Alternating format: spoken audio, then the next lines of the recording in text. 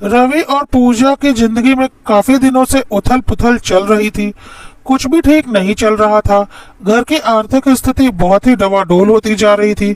Office में भी रवि परेशान रहता था। घर में भी कभी रवि की, कभी पूजा की, कभी बच्चों की तबीयत खराब रहती थी। रवि और पूजा को कुछ समझ में नहीं आ रहा था कि इतनी सारी परेशानियां एक साथ उनके ऊपर क्यों आ रही हैं। हर महीने जहां पूजा घर खर्च में से कुछ ना कुछ रुपए बचा लेती थी, अब तो ऐसा हो गया था कि पूजा को अपने ही बचाए पैसों को घर खर्च में लगाने पड़ते थे। रवि की सैलरी महीने के लिए पूरी ही नहीं पड़ने लगी थी। रवि और पूजा को कुछ भी समझ में नहीं आ रहा था। इस तरह से उनके साथ आर्थिक और शारीरिक परेशानियां पहले कभी नहीं हुई थी। इस बार तो सहन शक्ति भी जवाब देती जा रही थी और वह दोनों बहुत ज्यादा परेशान हो चुके थे। साथ ही साथ उनकी बेटी रिया, उसने भी पढ़ना लिखना बिल्कुल छोड़ दिया था और बीमार भी रहती थी। रिया जहां पहले क्लास में फर्स्ट आती थी, अब तो मुश्किल से पास होती थी। इस तरह के हालातों का सामना करते हुए उन्हें लगभग 1 साल हो गया था। रवि को समझ में नहीं आता था कि उसकी तनख्वाह तो आती है पर जाती कहाँ है, क्योंकि महीना खत्म होने से पहले ही उसके हाथ खाली हो जाते थे और फिर उसे अपनी पत्नी पूजा के आगे हाथ फैलाने पड़ते थे। लेकिन पूजा भी कितने पैसे दे सकती थी जो कि उसने घर खर्च से बचाकर जोड़ रखे थे। किसी किसी महीने में तो हालात यह हो जाते थे कि रवि को एफडी तोड़वाकर घर खर्च चलाना पड़ता था। बहुत ही ज्यादा परेशान हो चुके थे रवि और पूजा, पर कर भी क्या सकते थे। उनके हाथ में तो कुछ भी नहीं था, क्योंकि हर महीने इन तीनों में से कोई ना कोई बीमार जरूर पड़ जाता। सुई दवाई में बहुत खर्च हो जाता, घर का कोई सामान खराब हो जाता जिसे ठीक करवाने में या नया लेने में बहुत खर्च हो जाता, और इसी तरह से अनचाहे खर्चे आते ही जाते थे। एक दिन रवि का कोई दोस्त रवि के घर आया हुआ था। साथ में उसके चाचा जी भी थे, जिन्हें लेने वह स्टेशन आया था। और लौटते वक्त रवि से कुछ जरूरी काम था, इसलिए रवि का घर होते हुए अपने घर जा रहा था। पूजा उनके लिए चाय बना रही थी। रवि के दोस्त के चाचा जी ने रवि को देखा और बोला, क्या बात है, आजकल तुम बहुत परेशान रहते हो क्या? क्या घर के हालात ठीक नहीं है? रवि हैरानी से चाचा जी की ओर देखने लगा। उसने बोला, हाँ कुछ ऐसा ही है, पर आपको कैसे पता? दोस्त के चाचा जी ने बोला, बस ऐसे ही तुम्हें देखकर मेरे मन में ऐसा ख्याल आया। इन सब बातों को तो मैं नहीं मानता और ना ही तुम्हें मानने के लिए बोल रहा हूँ, पर बचपन से ही कुछ लोगों को देखकर उनके बारे में कुछ ख्याल आते हैं मेरे मन में, बस इसीलिए तुमसे बोल दिया।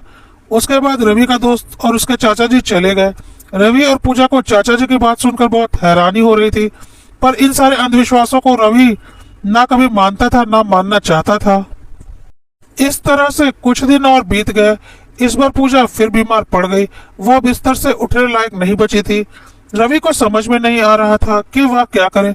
डॉक्टर भी नहीं समझ पा रहे थे कि आखिर पूजा को क्या हुआ है। पूजा बहुत ज्यादा कमजोर हो गई थी और उठकर खड़ी भी नहीं हो पा रही थी। पैसे पानी की तरह बह रहे थे और रवि ऑफिस भी नहीं जा पा रहा था, इसलिए उसकी सैलरी भी कट हो रही थी। रवि को लग रहा था कि वह पागल ही हो जाएगा और पूजा भी बहुत परेशान हो गई थी। पूजा की बीमारी डॉक्टर समझ ही नहीं पा रहे थे, क्योंकि उसकी सारी रिपोर्ट्स नॉर्मल थी, लेकिन वह इतनी ज्यादा कमजोर हो गई थी कि लग रहा था सालों से बीमार है। रवि को घर के काम भी अकेले देखने पड़ रहे थे, साथ ही साथ रिया को भी देखना पड़ रहा था। पूजा तो किसी लायक बची ही नहीं थी। रवि का दिमाग बिल्कुल काम नहीं कर रहा था कि वह क्या करे। अचानक उसके दोस्त का फोन आ गया, जो कि उस दिन अपने चाचा जी के साथ उसके घर आया था। रवि ने सारी बातें अपने दोस्त को बताई। रवि के दोस्त ने बोला, देख रवि, इन सब बातों को तो मैं नहीं मानता और मुझे पता है तू भी नहीं मानता, ना कि मेरे चाचा जी ही मानते हैं, पर फिर भी तुझे एक बात बताता हूँ। मेरे चाचा जी को बचपन से ही एक अजीब सी शक्ति मिली हुई है। वह किसी को भी देखकर यदि उसके ऊपर कोई जादू टोना किया गया है तो उन्हें सब कुछ समझ में आ जाता है और उन्हें सब कुछ दिखने लगता है। साथ ही उसके उपाय भी उनके दिमाग में खुद ब खुद आ जाते हैं। पता नहीं यह अंधविश्वास है या सत्य, पर ऐसा है। मेरे चाचा जी तो खुद ही बोलते हैं कि मैं इन सब चक्करों में नहीं पड़ना चाहता, पर पता नहीं क्यों कुछ लोगों को देखकर मुझे अपने आप ही ऐसे ख्याल आ जाते हैं और साथ ही साथ मुझे उनकी पारिवारिक पृष्ठभूमि का भी पता चल जाता है, तो मैं इसे क्या मानूं। और उस दिन तुम्हारे घर भी उन्हें ऐसा ही फील हुआ था और तुम्हें और भाभी जी को देखकर उन्होंने रास्ते में मुझे बताया था कि तुम्हारे दोस्त और उसकी पत्नी को देखकर ऐसा लग रहा था कि उनके ऊपर कोई जादू टोना किया गया है। तो मैंने बोला नहीं चाचा जी, ऐसा कुछ भी नहीं है। लेकिन रवि, यह बात तो सच है ना कि तू पिछले 1 साल से बहुत ज्यादा परेशान है। ऐसा क्यों नहीं करता? डॉक्टर से तो इतना दिखा ही लिया, एक बार चाचा जी से भी मिल ले, क्या पता तेरी समस्या खत्म हो जाए। देख, मैं तुझे अंधविश्वास में पड़ने के लिए नहीं बोल रहा, पर एक बार मिलने में हर्ज ही क्या है, क्योंकि चाचा जी तो खुद इन सब बातों से दूर रहते हैं। पर या तो उन्हें दैवीय शक्ति मिली हुई है, और वह कोई ओझा सोखा तो है नहीं, एक सामान्य से इंसान है, और अभी मेरे घर में ही है। बोले तो मैं उन्हें लेकर तेरे घर आ जाता हूँ। रवि ने बोला, नहीं यार, इन सब चक्करों में मुझे नहीं पड़ना, यह सब बकवास बातें होती हैं। तो रवि के दोस्त ने बोला, हाँ यह बात तो है, मैं तो इसलिए बोल रहा हूँ कि इतना तो डॉक्टर से दिखा लिया, पर कुछ भी समझ में नहीं आ रहा, ऊपर से तेरी जॉब में भी दिक्कत हो रही है, तो एक बार चाचा जी से मिलने में हर्ज ही क्या है। रवि ने कुछ सोचकर बोला, अच्छा ठीक है, तू चाचा जी को लेकर मेरे घर आ जा। जब सब कुछ करके देख लिया तो यह भी सही, इससे कौन सा मेरा नुकसान होने वाला है, एक बार तेरे चाचा जी से मिल ही लेता हूँ। थोड़ी देर के बाद रवि का दोस्त अपने चाचा जी को लेकर रवि के घर आ गया। चाचा जी ने रवि से बोला, देख बेटा, इन सब बातों पर तो मैं खुद यकीन नहीं करता, मैं कोई तांत्रिक तो हूँ नहीं, पर पता नहीं क्यों खुद ब खुद मेरे मन में कुछ लोगों को देखकर कुछ ख्याल आते हैं, साथ ही उनकी पारिवारिक पृष्ठभूमि भी दिखने लगती है। तुम्हें और तुम्हारी पत्नी को देखकर उस दिन खुद ब खुद मेरे मन में ख्याल आया था कि तुम्हारे ऊपर कोई जादू टोना किया गया है, और अभी भी फिर मुझे यही ख्याल आ रहा है। जादू टोना नहीं, बहुत ही बड़ा जादू टोना किया गया है, खासकर तुम्हारी पत्नी के ऊपर। रवि ने बोला, अच्छा? चाचा जी ने बोला, हाँ, इस बार जो भी जादू टोना किया गया है तुम्हारी पत्नी की जान पर किया गया है, और तुम्हारी पत्नी की जान खतरे में है।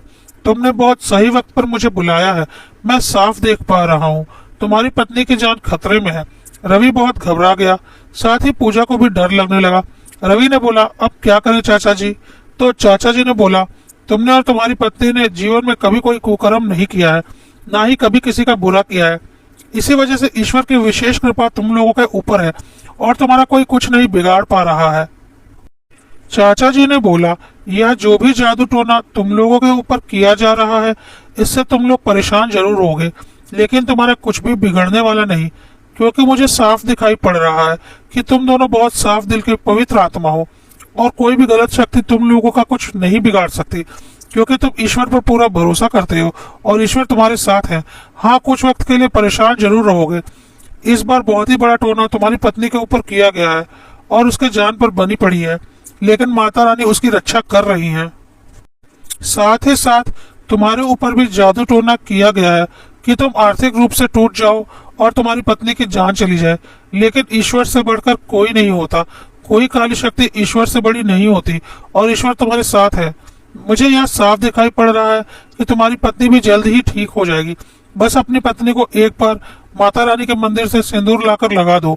मेरे दिमाग में माता रानी यही ख्याल डाल रही हैं कि माता रानी के सिंदूर की शक्ति से तुम्हारी पत्नी ठीक हो जाएगी। मेरे मन में यही ख्याल आ रहे हैं। रवि ने बोला, ठीक है चाचा जी, मैं अभी यह कर देता हूँ। और हाँ, कुछ दिनों के बाद अपने घर में कोई पूजन हवन करवा लेना, इससे घर की सारी बुरी शक्तियाँ निकल जाएंगी। पहले तुम अपनी पत्नी को ठीक कर लो, फिर मुझसे मिलना। अभी मैं कुछ दिन यहीं पर हूँ, अपनी पत्नी को लेकर आ जाना, मैं कुछ और बातें बताऊंगा। रवि ने बोला, अच्छा चाचा जी, ठीक है। रवि ने चाचा जी के कहे अनुसार मंदिर का सिंदूर लाकर अपनी पत्नी को उसे लगा दिया। कुछ दिनों के बाद पूजा की तबीयत सुधरने लगी और वह बिल्कुल ठीक हो गई। उसके बाद रवि और पूजा ने घर में हवन भी करवाया। रवि की आर्थिक स्थिति भी ठीक होने लगी और उसकी बेटी का पढ़ने में मन भी लगने लगा। उसके बाद रवि और पूजा चाचा जी से मिलने उनके घर गए। रवि ने बोला, चाचा जी, मैं इन सब बातों पर विश्वास नहीं करता था, पर मेरे साथ अभी जो कुछ भी हुआ, अब मुझे इन सब बातों पर विश्वास करना पड़ेगा। चाचा जी ने बोला, हाँ, हम कर भी क्या सकते हैं, देवी शक्ति होती है तो काली शक्ति भी होती है, लेकिन यह भी एक सच्चाई है कि काली शक्ति कभी भी किसी देवी शक्ति पर भारी नहीं पड़ सकती।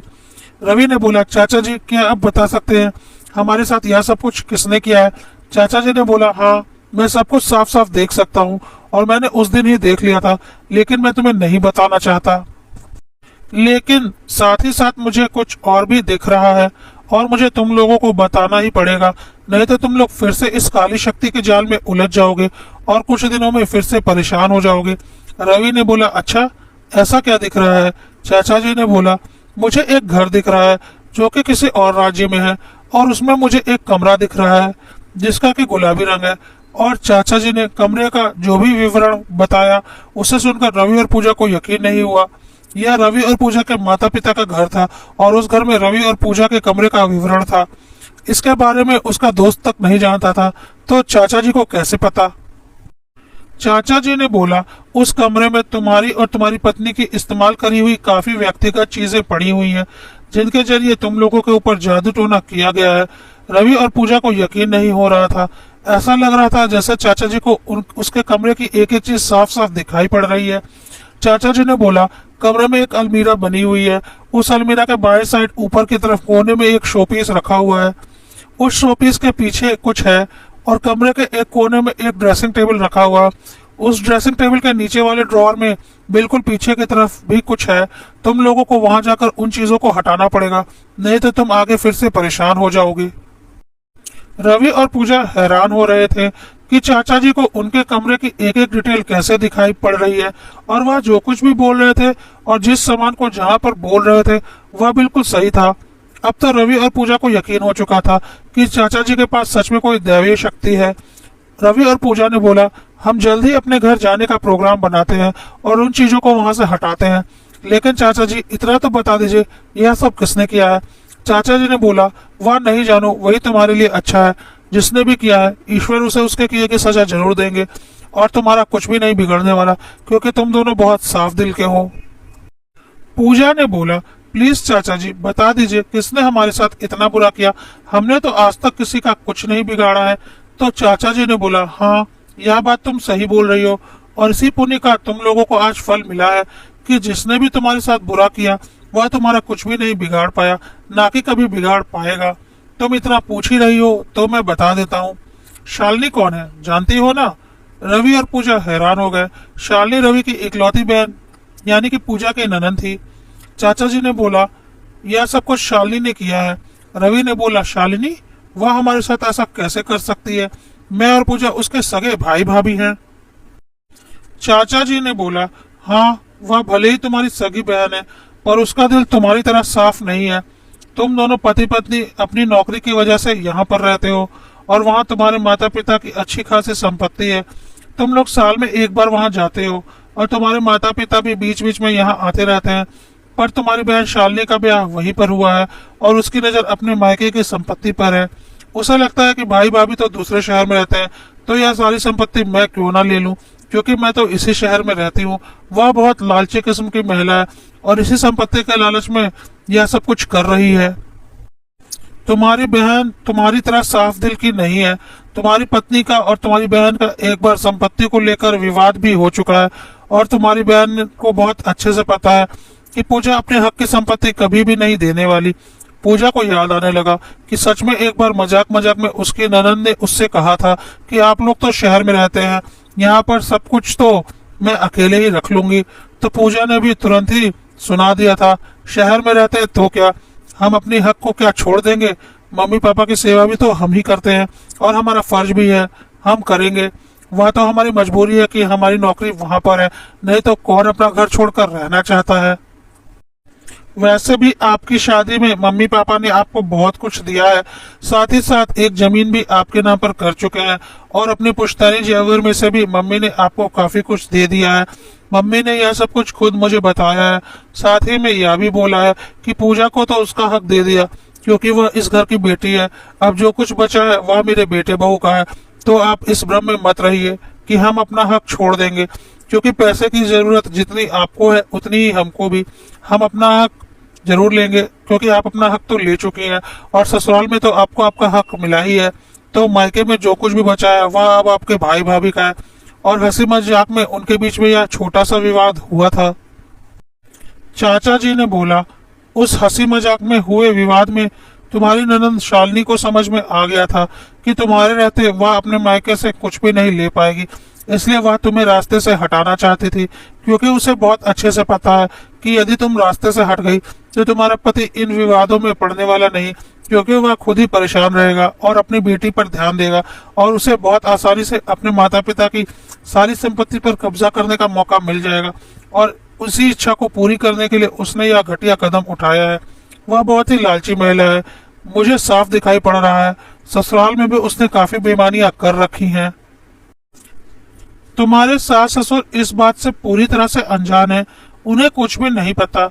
उन्हें नहीं पता कि उनकी बेटी कितनी चाल चल रही है। वह तो उसे अपनी प्यारी बेटी मानते हैं। उसके दिल का मैल उन्हें नहीं दिखाई पड़ रहा, ना ही तुम लोगों को आज तक पता था, पर मुझे साफ दिखाई पड़ रहा है। वह बहुत ही घटिया औरत है। रवि और पूजा को यकीन नहीं हो रहा था, लेकिन चाचा जी जिस तरह से शालिनी के बारे में बता रहे थे और रवि और पूजा के बिना बताए उसका नाम तक जान गए, तो कहीं ना कहीं उनका यकीन करना मजबूरी थी। चाचा जी ने बोला, तुम लोग अपने घर जाकर उन चीजों को हटा दो तो सब ठीक हो जाएगा। रवि और पूजा अब घर आ चुके थे। जिन बातों को आज तक रवि और पूजा अंधविश्वास मानते थे, अब उन्हें मजबूरन उन बातों पर विश्वास करना पड़ रहा था। कुछ दिनों के बाद रवि और पूजा ने अपने माता पिता के घर जाने का प्रोग्राम बनाया। रवि के माता पिता को लग रहा था कि यह अचानक रवि और पूजा क्यों आ रहे हैं, वह तो इस वक्त नहीं आते, जरूर कोई बात है, पर उन्होंने कुछ नहीं बोला। रवि और पूजा अब अपने घर पहुंच चुके थे। घर पहुंचकर रवि और पूजा ने अपने माता पिता को सारी बातें बताई। माता पिता सुनकर हैरान थे। रवि और पूजा ने एक बार भी शालिनी का जिक्र नहीं किया, क्योंकि उन्हें पता था कोई भी अपनी बेटी के बारे में ऐसी बातों पर यकीन नहीं करेगा। रवि के माता पिता ने पूछा, लेकिन बेटा यह सब कुछ किया किसने? तो रवि और पूजा ने बोला, हमें नहीं पता, बस हमें इतना पता है कि कोई हमारा बहुत बुरा करना चाहता था। वह तो अच्छा हुआ कि मेरे दोस्त के चाचा जी का, जिन्होंने मुझे सारी बातें बता दी, पूजा की जान बच गई, नहीं तो मेरा परिवार बिखर जाता। रवि की माँ ने बोला, हाँ बेटा बिल्कुल, रिया का क्या होता, मुझे तो सोचकर ही डर लग रहा है। रवि ने बोला, हाँ माँ, मेरे कमरे में कुछ चीजें रखी गई हैं, मुझे जल्दी से उन चीजों को हटाना पड़ेगा। तो रवि की माँ ने बोला, नहीं बेटा, तू और पूजा उन चीजों को हाथ भी नहीं लगाएंगे, अगर कोई चीज है तो मैं देखती हूँ। कहकर रवि की माँ रवि और पूजा के कमरे में चली गई। रवि ने जिस जगह पर बताया उस जगह पर रवि की माँ ने देखा, सच में उन दोनों जगहों पर कागज में लपेटकर कुछ अजीब अजीब सी चीजें मिली। कागज खोलने पर उनके अंदर पीली सरसों, लोबान और पता नहीं क्या क्या चीजें रखी हुई थी। रवि की माँ ने बोला, सच बोल रहा है तू? पता नहीं किसने यह किया, यहाँ पर तो बहुत से लोग आते जाते हैं, मैं इतना ध्यान नहीं रखती, पता नहीं कौन हमसे इतना जलता है कि मेरे बेटे बहू के साथ इतना बुरा किया। और रवि की माँ को बहुत ही ज्यादा गुस्सा आने लगा। उसने आओ देखा ना ताओ, सीधा उन चीजों पर केरोसिन डालकर आग लगा दी। रवि और पूजा देखते रह गए। रवि के पिता ने बोला, पता नहीं बेटा, यह सब कुछ हमारी आंखों के सामने हो गया और हमें पता भी नहीं चला। तो रवि और पूजा ने बोला, इसमें आप लोगों की क्या गलती? आप लोग थोड़ी ना हर वक्त रखवाली करते रहेंगे, यहाँ पर तो इतने मिलने जुलने वाले लोग और रिश्तेदार आते रहते हैं, आपको क्या पता कौन कहाँ आ जा रहा है और क्या कर रहा है। कोई बात नहीं, जो होना था वह तो हो गया, बस भगवान की दया से सब कुछ ठीक है, यही बहुत है। तो रवि के माता पिता ने बोला, हाँ बेटा, तुम लोगों के साथ इतना कुछ हो गया और तुमने हमें बताया भी नहीं, कम से कम एक फोन तो कर दिया होता, कुछ नहीं तो पैसों से ही थोड़ी मदद तो कर ही देते हम, तुमने अकेले ही सब कुछ झेला।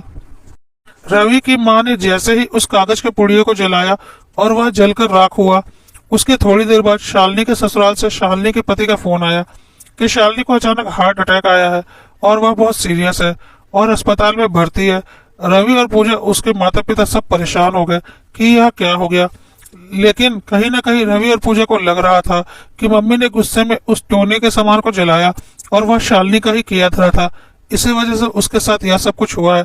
पर वह कर भी क्या सकते थे, इसमें किसी का कोई दोष नहीं था। वह लोग तुरंत शालिनी से मिलने अस्पताल पहुंचे। शालिनी की हालत नाजुक बनी हुई थी। इतना सब कुछ हो जाने के बाद भी रवि और पूजा शालिनी के लिए ईश्वर से प्रार्थना कर रहे थे कि उसे जल्दी से ठीक कर दें। पूजा शालिनी से मिलने गई। शालिनी होश में तो थी, लेकिन कुछ बोल नहीं रही थी। पूजा ने बोला, शालिनी दीदी, आपके साथ बहुत बुरा हुआ, मुझे बहुत दुख हो रहा है, मैं तो बस ईश्वर से यही प्रार्थना कर रही हूँ कि आप जल्दी से ठीक हो जाएं। छोटे बच्चे हैं आपके, आपका परिवार बिखर जाएगा और मम्मी पापा भी बहुत परेशान हो रहे हैं आपके लिए, आखिर आप उनकी बेटी हैं। और रवि भी बहुत ज्यादा परेशान है, आखिर आप उनकी इकलौती बहन है।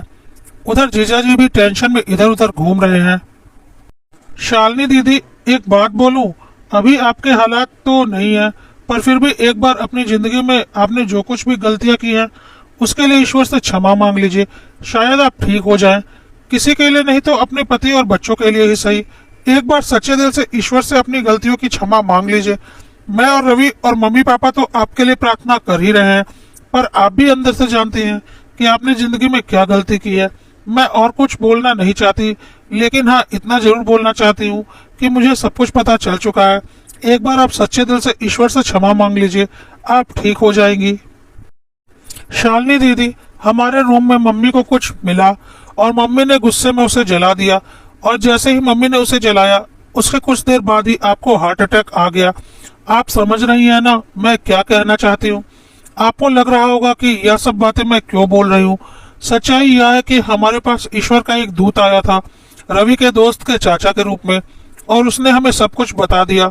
देख लीजिए शालिनी दीदी, आज मैं ठीक ठाक आपके सामने बैठी हूँ और आप अस्पताल के बिस्तर पर हैं, लेकिन सच बोल रही हूँ, मैं बिल्कुल नहीं चाहती कि आपको कुछ भी हो, लेकिन आपको ठीक होने के लिए अपनी गलती की क्षमा तो ईश्वर से मांगनी ही पड़ेगी।